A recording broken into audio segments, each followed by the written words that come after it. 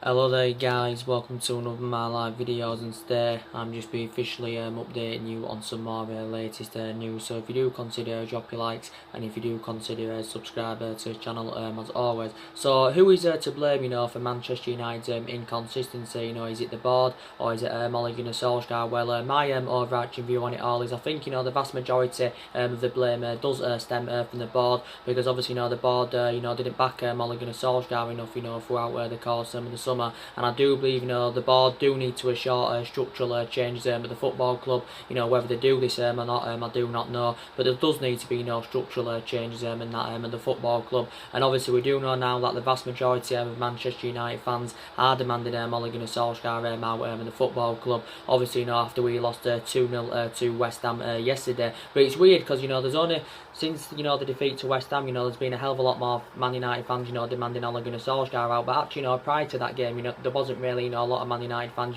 demanding him out in the football club. And we do know that we've enjoyed a really bad start to this season. Obviously 6 games now have gone in the Premier League season. We have won 2, we've drawn 2, and of course we have lost 2. So in that aspect, we've only registered 8 points from 6 league games, and obviously that's really bad.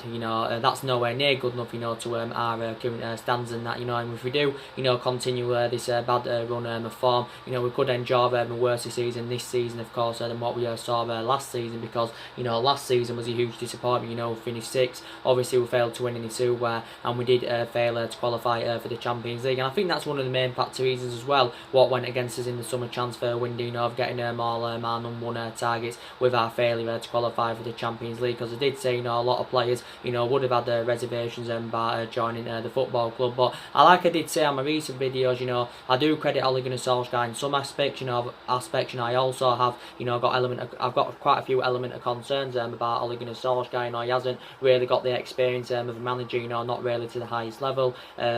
Obviously some of his tactics and that are questionable, and I do believe we're tactically inept in that.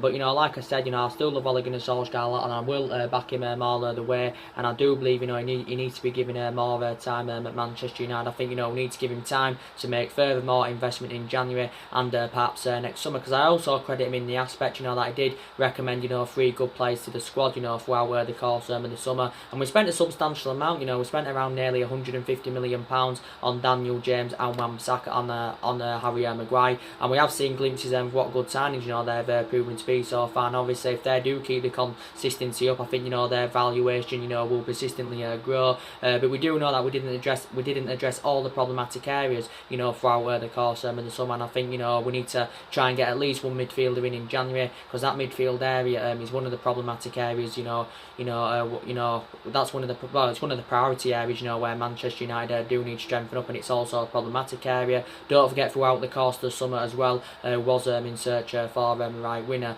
But for me, we've got to try and get a midfielder in January. I think we need at least 3 world-class signings, if we are to be future title contenders and that, and if we are to mount any kind of title challenge up and that. But we know that Ole Gunnar Solskjaer is not exceeding expectation levels at Manchester United. Now obviously we do know that Solskjaer's been at Manchester United since December of last year. Obviously he came in following the dismissal of Jose Mourinho and that, and obviously at first he came in as interim manager at the football club, and obviously Ole Gunnar Solskjaer did really well in that 3-month period. The results were good, the performances were good, and we did get the best out of these group of players and that. And since he got the job permanently in March earlier on this year, everything has just seemed to have all gone wrong. But I said if this bad run of form does continue to persist, then I think Ole Gunnar Solskjaer will be gone maybe within the next month, maybe by Christmas, maybe even by the new year. But if we was to sack Ole Gunnar Solskjaer, who would you recommend in to the football club? But I'm still backing him either way, because you can still quite frankly say he's in the process of rebuilding this Manchester United squad. And obviously Solskjaer, take out the equation of him being a club legend, take that out of the equation. Obviously he's now in management, and obviously he wants to obviously succeed at Manchester United. And I did say I hope his tenure can become successful at Man United, but I have got huge doubts about that. But we haven't got the structure to keep sacking managers. We're not really known for the sacking club, despite the fact that 3 managers have already been sacked since the Alex Ferguson era. Obviously we've had different managers with different philosophies and that. And Solskjaer is our 4th permanent manager since the Alex Ferguson era. So I want his tenure, to work out at Manchester United. But I did say for him to have any chances of remaining at the football club, he's got to exceed expectation levels at Man United. And obviously, I did say, at the start of the season, I said, didn't I, our expectations this season, will be to get into that top 4 and obviously, get back into the Champions League and that. And the way things are going at the moment, we're not going to finish in the top 4. We're not even going to finish in the top 7, where things are going at the moment. But I did say, we have got big ambitions for the future,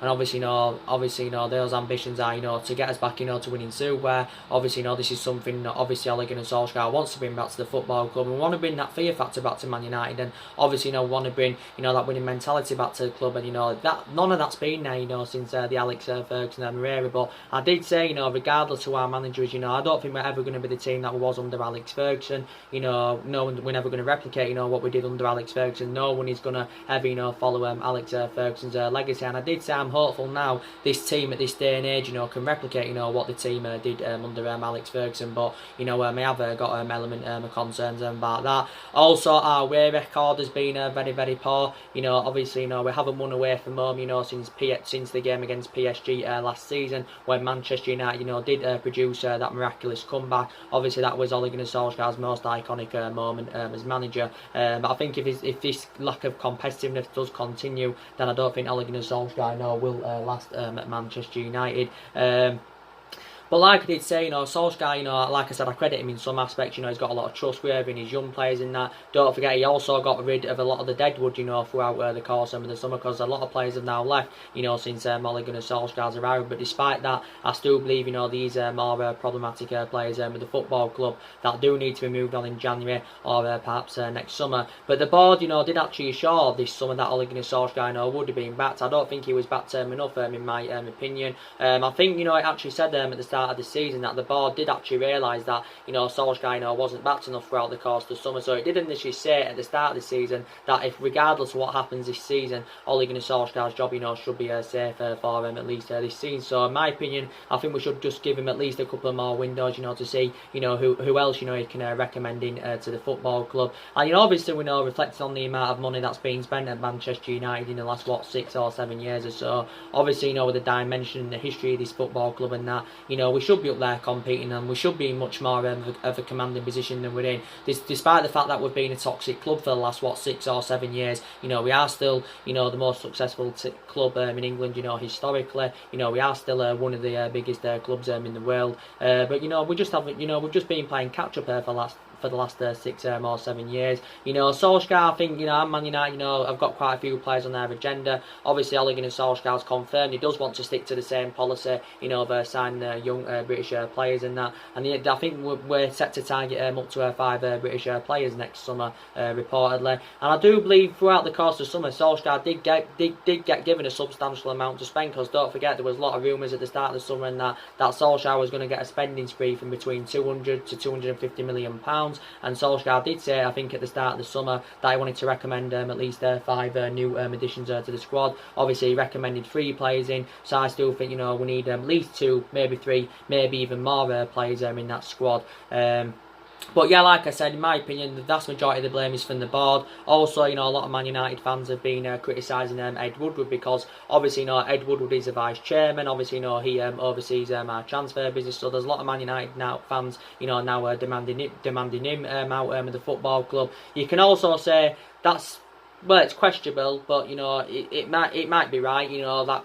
Obviously, based on that, we didn't get a director of football in throughout the course of the summer. That reportedly, could have gone against us in the summer transfer window, because maybe some people believe if we'd have got that director of football in early on this summer, then maybe in that aspect, Ole Gunnar Solskjaer would have been backed more throughout the course of the summer. Because I did say that's one of the structural changes that we do need at the club. We do need a new director of football, that can oversee our transfer business and that. And I did say, at the time we was in for one, I think we actually still in search for one now. We need someone who's obviously got the experience, someone who, of course, who knows the culture of the football club and that. And there was quite a few former Man United players linked with the role earlier on in the summer. Ferdinand, Darren Fletcher, Patrice Evra, also to Edwin van der Sar. There was, as you all know, a lot of reports were speculating out the other week about Edwin van der Sar, becoming the new director of football at Manchester United. Obviously, Edwin van der Sar has got that experience because obviously, he's been CEO at Ajax since 2016. Obviously, now I think he's into his 4th season at Ajax, and don't forget, Edwin van der Sar served about 6 years with Manchester United as a goalkeeper. But yeah, it was a shame that we didn't get a director of footballing. But yeah, like I did say, at the beginning of this season, I did say I think we're going to enjoy a better season this season than what we saw last season. We got off to a great start, to the season. We did really, really well throughout pre-season. We won 6 games out of 6 and only conceded 3 goals and that. Obviously, we got off to a remarkable start, with a 4-0 victory over Chelsea on the opening day of the season. But just since that game, everything has just basically seemed to have all gone wrong. And like I did say to you on my recent videos, I have pinpointed a few games, this season already, that we, arguably, should have won. Obviously, we should have definitely won the game against Crystal Palace at Old Trafford. Obviously, in that game we had the majority of the possession. We created a lot of chances. But, we're not scoring enough goals, and that seems to be the problem. We're just not being clinical enough in front of goal, and this is something basically, Manchester United do need to justify. And it was the same sort of element last season. We wasn't scoring enough goals, and we only managed 53 goals in the Premier League, last season. So far this season, he's replicating what I saw last season. So what I mean in the aspect is, I haven't really, seen much improvements. And, maybe the Southampton game away, the Wolves game away, their 2 games, Man United, should have arguably won. But yeah, it's just not good enough, and we've only scored 8 goals so far in 6 Premier League games, I think, this season, or is it 9? I think we've scored 9 goals in all competitions and that.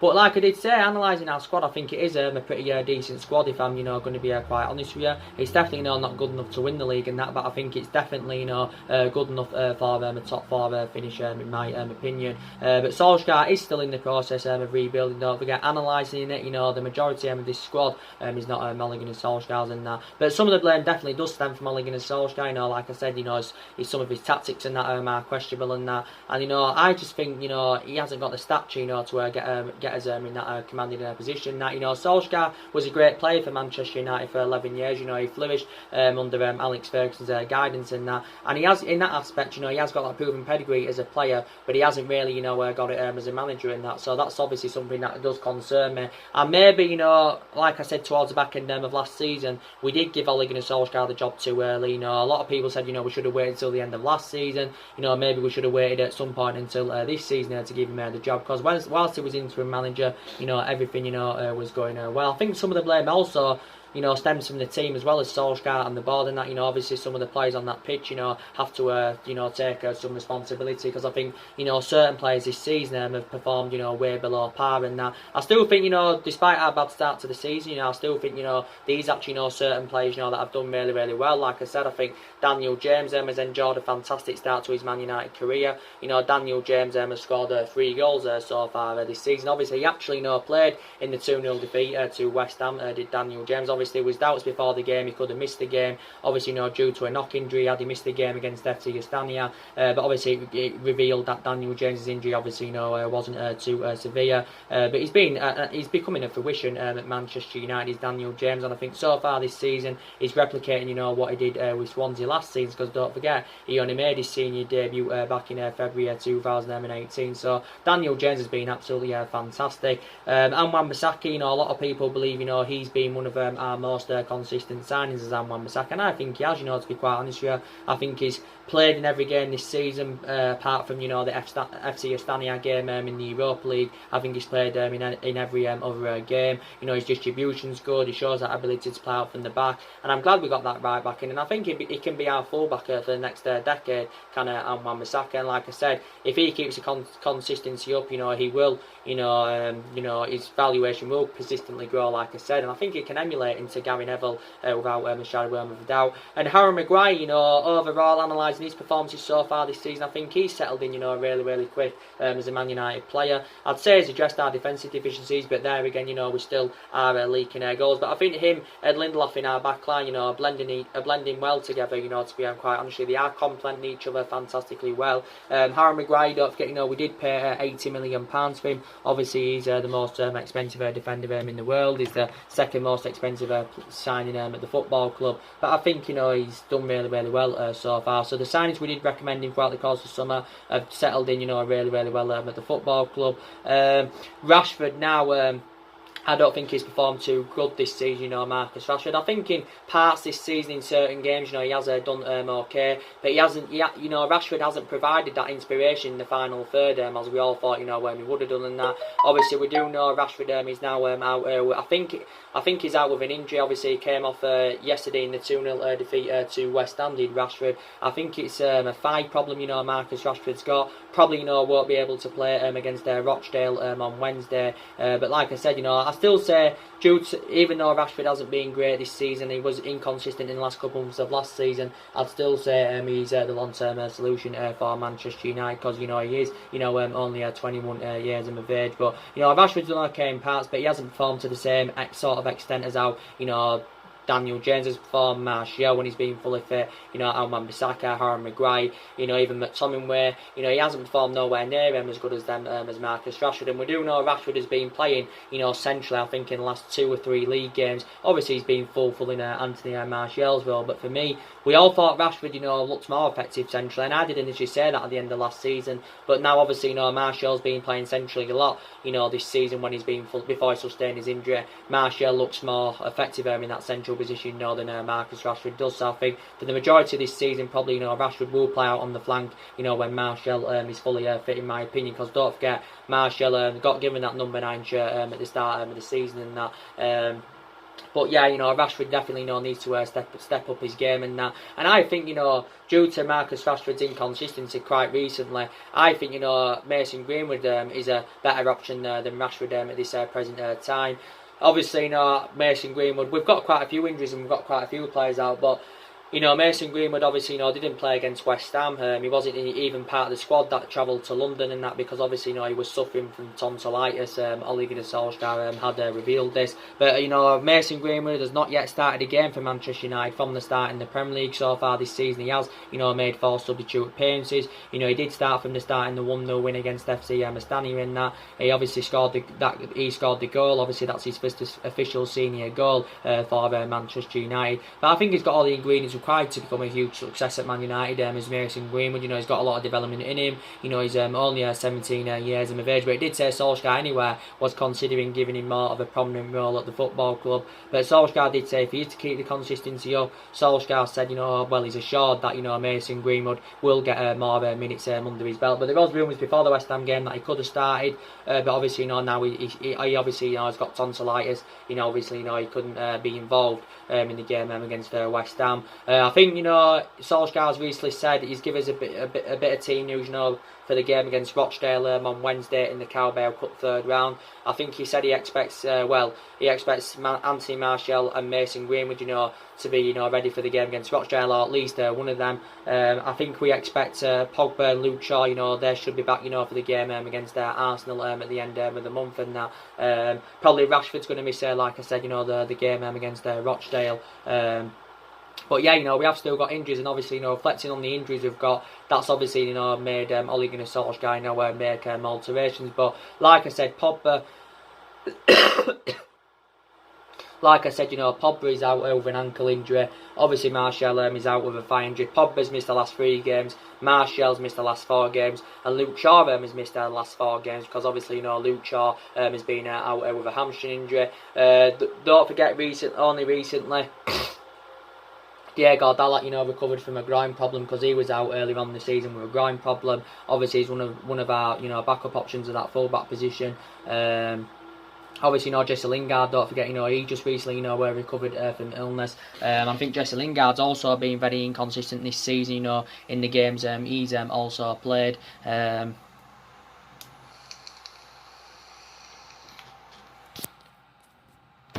He's, you know, also played in that.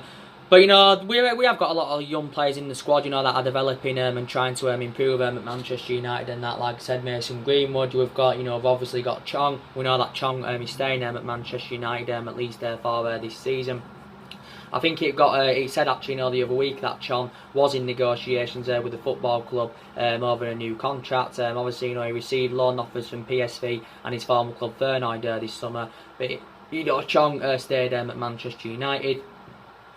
He did initially say, like Angel Gomez is also, going to be a big part of the squad this season. He's obviously, another one of our midfield options. Obviously, Alex Tuanzebe, he'll definitely get his chances. He'll get, obviously, Tuanzebe and that, and probably Chong and that, and we'll probably they'll get more chances in the cup games and the Europa League and that. And it was good to see, more of the young players, get more of a chance in the game against FC Astana. So in that aspect, they have gained more experience in that. Very, very happy about that. Obviously, Jimmy Garner, don't forget, he's another one of the young upcoming players we've got. I've also been very, very impressed with Scott McTominay this season. I think, he's, really, really stepped up to the plate as McTominay, like I said. In regards to him being a long-term solution for Man United, I have, got element of concerns about that. I don't know if he can keep the consistency up, but so far this season, McTominay has been good. I thought he was good on Sunday against West Ham. He was good yesterday against West Ham, so I will credit him in that aspect. Every game he's played this season, he's done really, really well as McTominay. He has been mainly playing alongside Paul Pogba in that midfield, but in the last couple of games he's been playing alongside Matic, because obviously Matic has been fulfilling Paul Pogba's role, obviously due to Paul Pogba's absence and that. But McTominay himself is only 22 years of age. I haven't been impressed with Pereira this season. I think he's been quite poor, for the most of this season. So he's another player, that has been below par. We still need to give him time in that, because he's still, in the process of developing and that is Pereira. So he hasn't performed that good. Fred, I'll credit Fred. He's played well in his last couple of games. Fred, we do expect to see better things from Fred this season, and he's definitely, a much better solution than the Nemanja Matic. Drop Matic and put Fred there instead, because Fred's more mobile and better on the ball than Matic. And I know Fred hasn't performed to the same sort of level as he did do when he was at Shakhtar Donetsk, because he was an exceptional player at Shakhtar Donetsk, but hasn't really replicated this at Manchester United. Don't forget, we paid just under £50 million for him from Shakhtar Donetsk last summer. He has been here, of course, since the Jose Mourinho era. But you can see I've got a lot of element of concerns about that midfield. You can see the difference in that midfield. When you do take Paul Pogba out of the equation, you can see the difference in that midfield and that. But we have still got quite a lot of midfielders, despite the fact that Ander Herrera left the football club, obviously as well Marian Fellaini left the football club, and it was a shame that we didn't recruit a replacement for Ander Herrera and Marian Fellaini. But like I said, a lot of players have left now since Ole Gunnar Solskjaer's arrival, but I still believe there's players here that are no longer good enough, to represent the football club, in my opinion. We've also got, only got young players, we've also got a lot of aging up players in the squad. Obviously Ashley Young, he's 34 now, he's past his sell-by date, obviously reflects on his age. He got given a new one-year extension last season. Obviously I think, he should leave Manchester United at the end of this season, should Ashley Young. Obviously he was our first choice right back last season, but he's no longer now our first choice right back because of the arrival of Anwan Bissaka.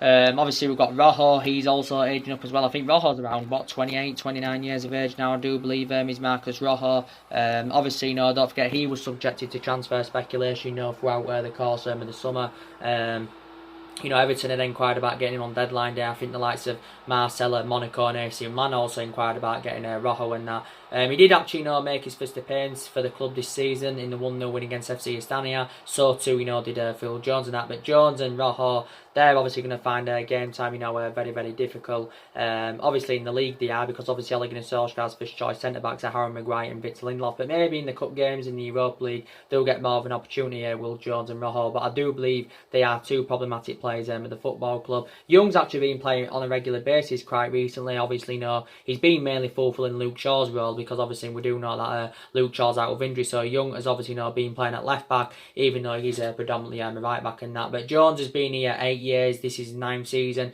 Young has been here 8 years. This is also his 9th season. I think this is now Rojo's 5th season, is it now, with Manchester United. His versatility is very, very good. His Rojo's, don't forget, he's predominantly centre-back, but he can also play as a full-back or wing-back, so he can play in various positions in that back line. But yeah, I think they do need to be moved on in January or next summer.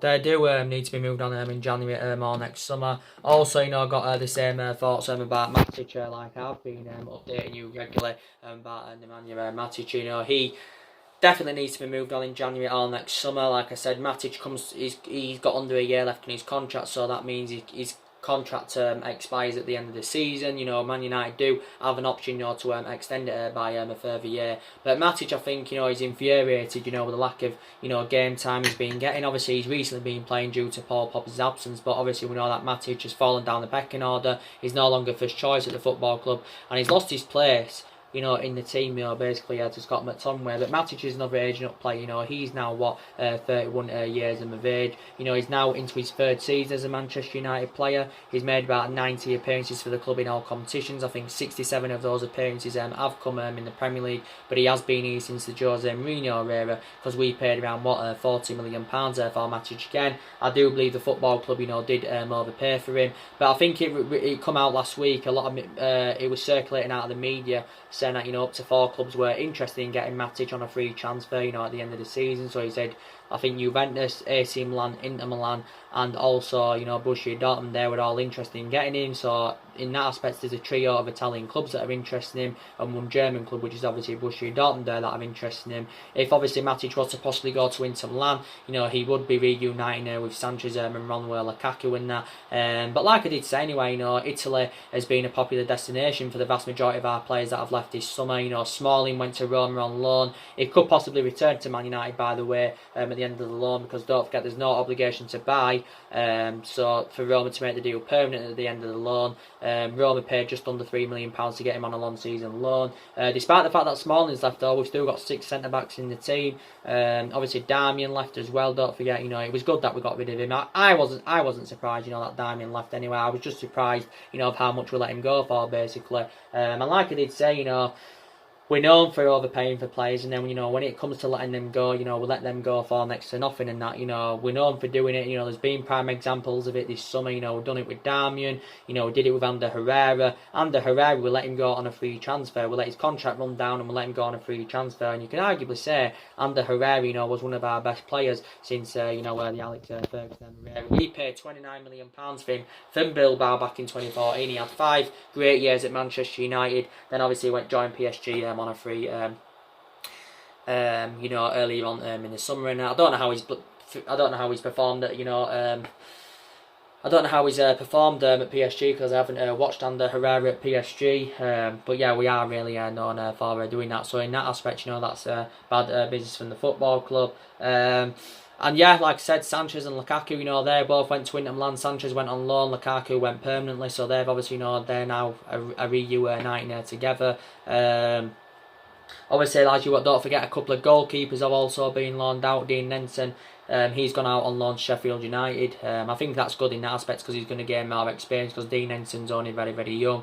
Joe Pereira's obviously gone out on loan to Hearts and that. But yeah, I still believe there's furthermore Deadwood at Manchester United and that. But I'm glad throughout the course of summer that we did get that summer clear out. Maybe in the future we could consider also moving Eric Bailly on. I think Eric Bailly, when he has played, he's been a very consistent player for Manchester United. When he's fully fit, he has got great potential. He holds his line and that really, really well. But I think, I think his Man United career has been mainly affected, Eric Bailly, with the amount of injuries he has sustained. Not only with the injuries he's sustained, also, with his fallout under managers and that. Eric Bailly's now into his 4th season as a Manchester United player. So I think if a suitable offer came in for him, maybe in January or next summer, or whenever, I think Man United, would consider offloading, because don't forget now, Bailly's out with a knee injury, and he is out until I think the end of December, or the end of December, or the new year. But he's another player Man United could consider getting rid of.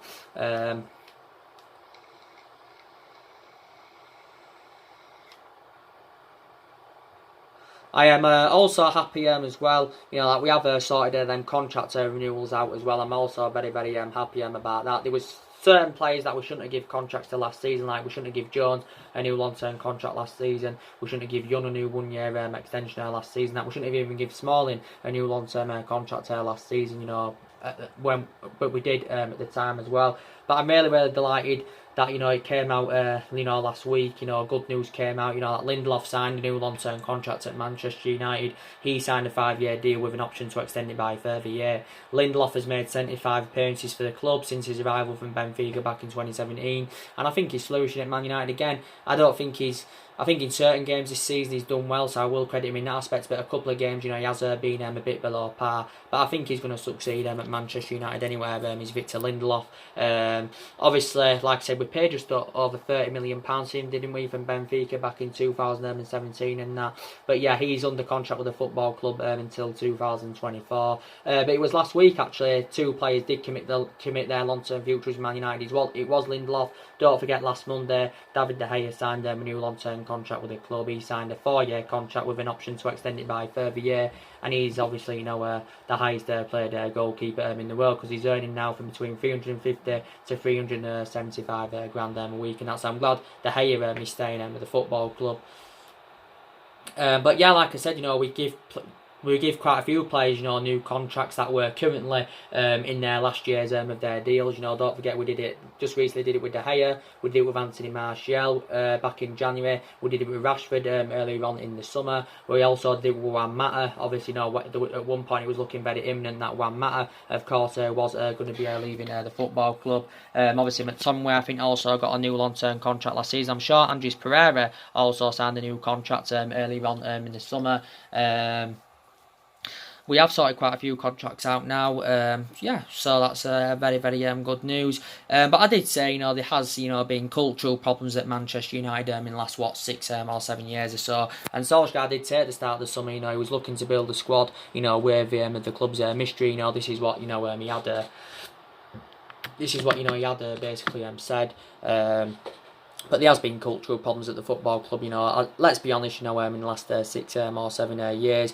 But, you know, we've spent a lot of money. A hell of a lot of money has been spent at Manchester United. You know, over £140 million has been spent under Solskjaer this summer. Just under £400 million was spent under the Jose Mourinho era. He recommended 11 players in. You know, over £200 million was spent under Van Gaal. Around £67 million was spent under Moyes.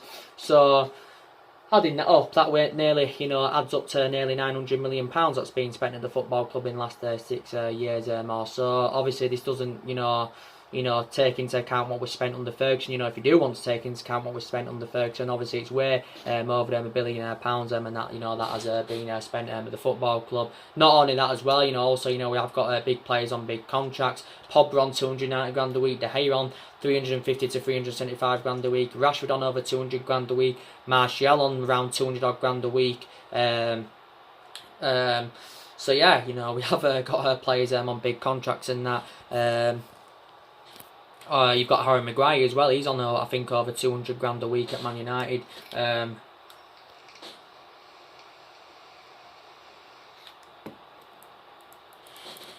He's on over 200 grand a week at Man United. But like I said, I wanted to get back into the Champions League, and that's how we're obviously getting the top 4. Or if not getting the top 4, winning the Europa League and that. And we do know the Europa League's not easy, despite the fact, you know, that we did win it a couple of years ago, back under the Jose Mourinho era. You know, don't forget, we did beat Ajax by 2 goals to 0 and that. But you know, we did beat FC Astana. But you know, look at the other 2 teams we've got in his group. We've got AZ Alkmaar and Partizan Belgrade, and we are aware that they're going to be much more tougher tests than, you know, FC Astana, you know, to be quite honest with you. I think we're good enough, you know, to win the Europa League, because we did it a couple of years ago.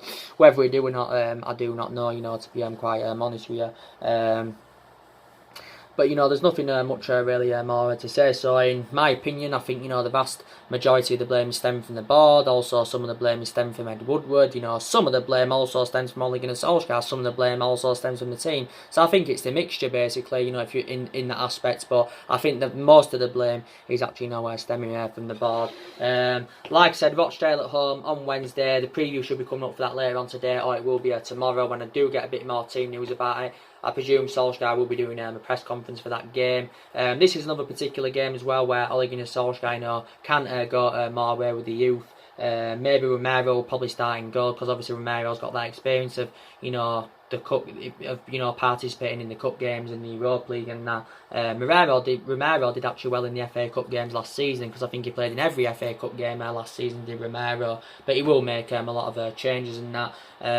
Rochdale, of course, are in League One. This, I think they're sitting 17th in League One. Are Rochdale. It is at Old Trafford, so obviously, Man United, should win that game. But I won't assure that we're going to win, with how shit we are, at the moment. So I'm not going to assure anything. Arsenal next Monday is going to be a really, really difficult game. Then I think it's AZ Alkmaar. Then after that in the Europa League, I think we've got Newcastle also, coming up.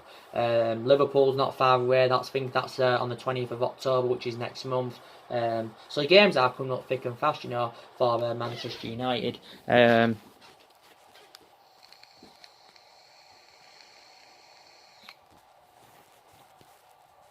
Games are coming up, thick and fast for Manchester United and that. But yeah, some of the players do have to, like I said, take responsibility.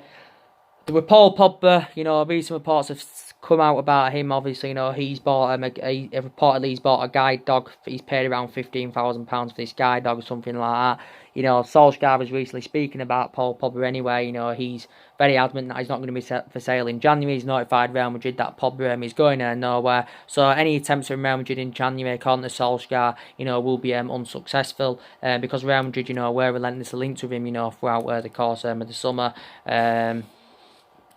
But for me, I'm glad we convinced Pogba to stay at the football club for now. But I think he's going to move. He's going to leave in January or next summer, in my opinion. But yeah, Pogba, definitely should be back for the game against Arsenal, because we do know, we've seen him at his best at Man United, and we do know when he's at his best the difference, he does make in that midfield and that. But obviously, if Pogba does go in January or next summer, we're going to. I think either way we need a midfielder in at least. But if Pogba is to go, we definitely need to find an adequate replacement for him. Don't forget, it said James Maddison's on our agenda for next summer. Also, Jadon Sancho's on our agenda. Jadon Sancho's actually primarily a right winger, though. James Maddison's primarily an attacking midfielder, so James Maddison would be the replacement for Paul Pogba, I should presume. Them two would cost us a substantial amount anyway. Sancho cost us probably around 100 million. James Maddison had cost us probably around 70 or 80 million pounds, wouldn't he, or something like that. But we've got the financial power to meet that valuation, because we're known for spending big on players anyway, because we're a massive club and we've got massive revenues, so we can afford to spend big on players and overpay for players and that, because we are actually as well one of the richest clubs in the world. But if we get rid of Paul Pogba in January, we would generate a substantial amount for his departure. We'd get over 100 million pounds for him and that. But we don't want to lose him, basically. So we remain ruthless, regarding Paul Pogba, because we don't really want to lose him and that. I think we'll demand somewhere close to 200 million pounds if we are to soften our stance on Paul Pogba in January. Yeah. So the main part of this video is, what I want to know your opinions. I've given you my opinions on it. Due to inconsistency, who's to blame? I think it's a mixture, but I think most of the blame does stem from the board. To be quite honest, because they seem to be clueless. Obviously some of it does stem from Ed Woodward. Yeah.